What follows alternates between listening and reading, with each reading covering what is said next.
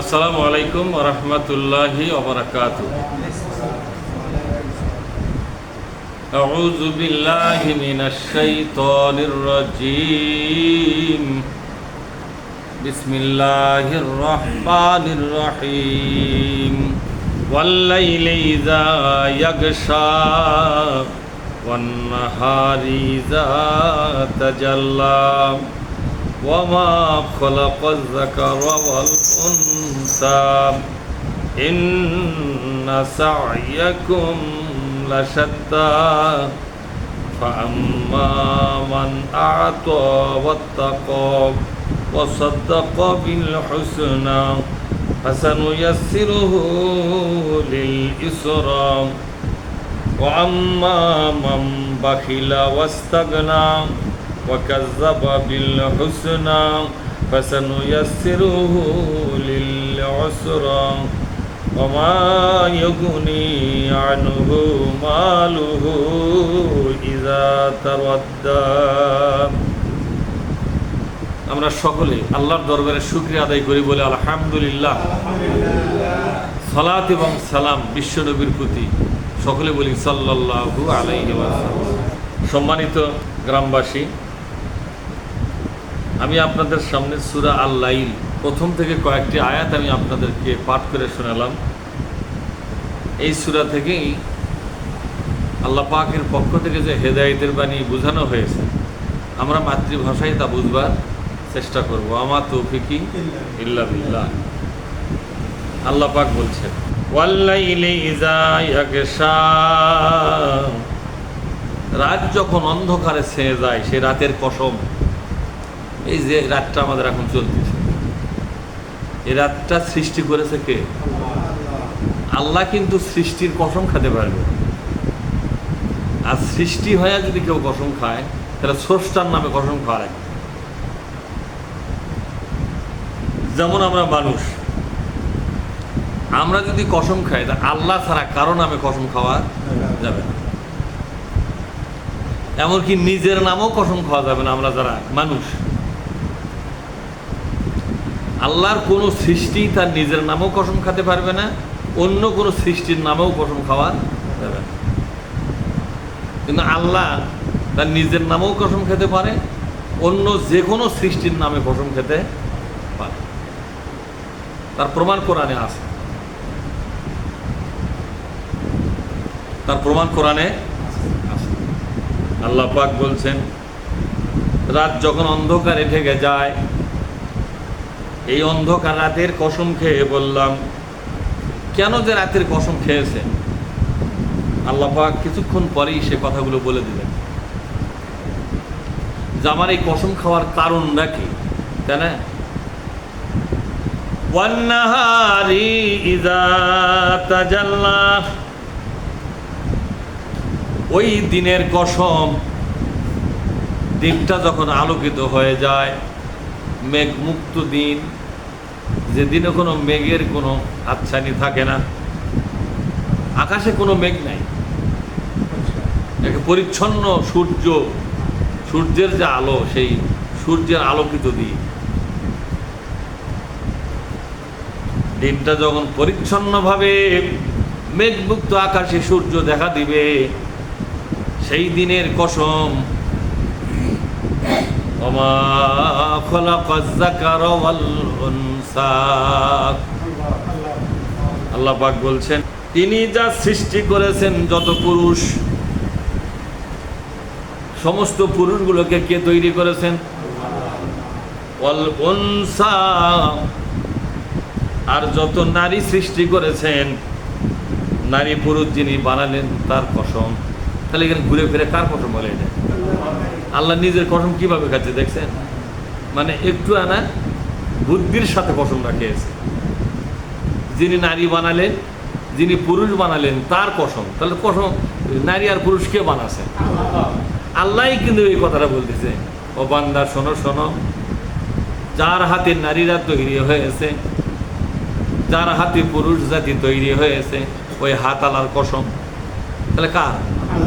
আল্লাহ নিজের কসমটা এইভাবেই খাচ্ছে। এর দ্বারা বোঝা যায় পুরুষ জাতি এবং নারী জাতি এটা আল্লাহর হাতে তৈরি হয়, এখানে কারো কোনো হাত নাই। আছে নাকি হাত? অনেক জায়গায় আছে খালি সমানে মেয়ে হয়, মেয়ে তালাক দিয়ে দেয়, আছে না এরকম? কি বোকা!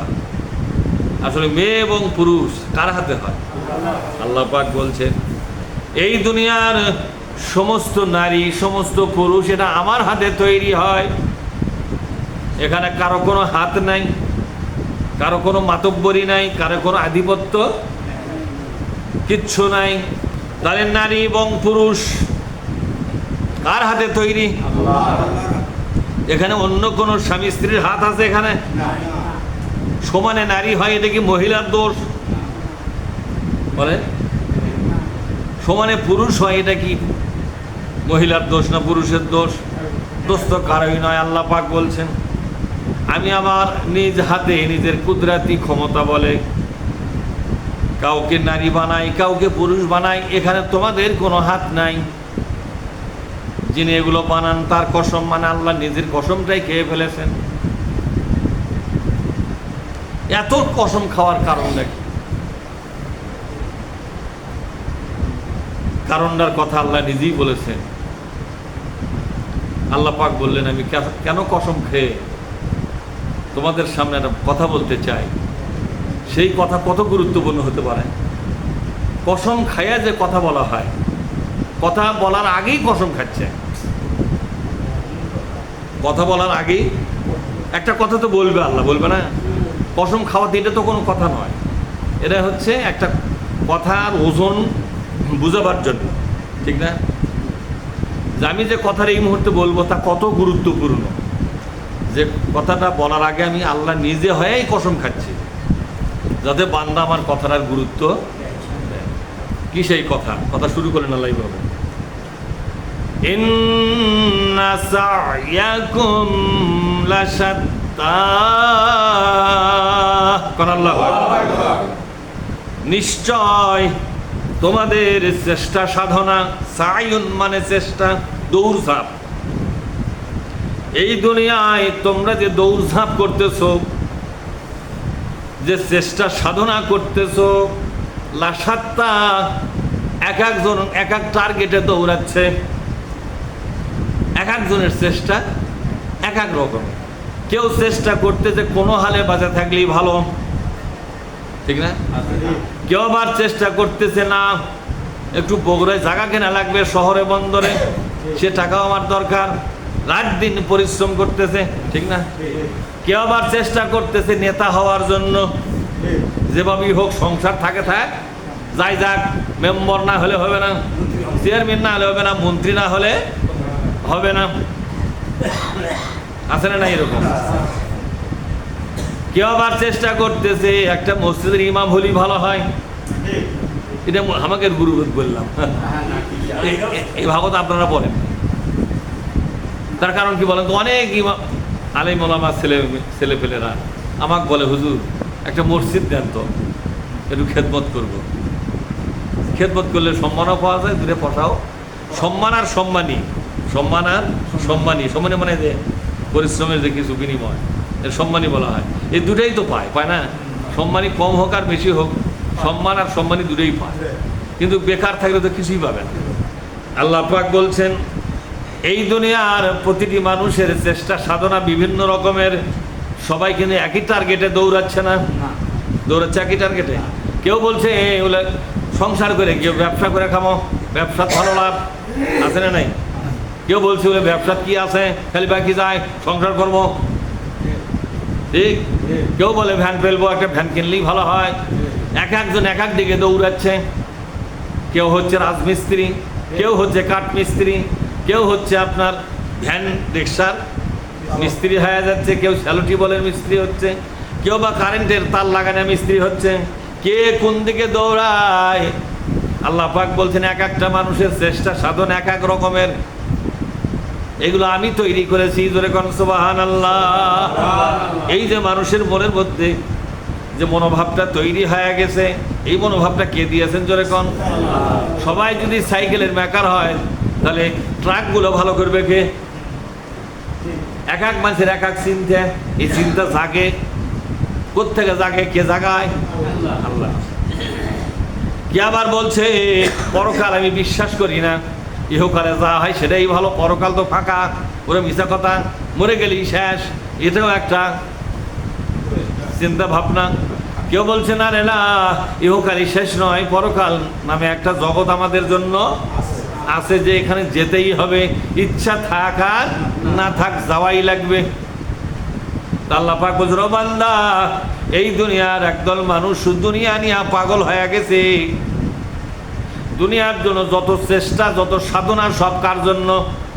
দুনিয়ার জন্য। কিছু লোকের আছে না, দুনিয়া ছাড়া কিচ্ছু বোঝে না, রাত 12টা পর্যন্ত কাম করতেছে পাতার মতো, ওই দুনিয়া ঘুরে ফিরে ওই ব্যবসা বলেন, সংসার বলেন, রাজনীতি বলেন, রাজনীতিটাও দুনিয়ার জন্য করে। বহু লোক রাজনীতি করতেছে আখিরাতের জন্যে। আখিরাতের রাজনীতি তো কোরআন হাদিসের রাজনীতি না, কোরআন হাদিসের রাজনীতি তো সবাই করে না। এদেশের 95% লোক কোরআন হাদিসের রাজনীতি করে না। কোরআন হাদিসের রাজনীতিটাই হলো আখিরাতের রাজনীতি। আর যে রাজনীতির মধ্যে কোরআন নাই, হাদিস নাই, ওটা হলো শুধু দুনিয়ার রাজনীতি, ওটা দুনিয়ার খেলা। দুনিয়া নিয়েই মানুষ পাগল হয়ে গেছে। কি হয়ে গেছে? পাগল হয়ে গেছে।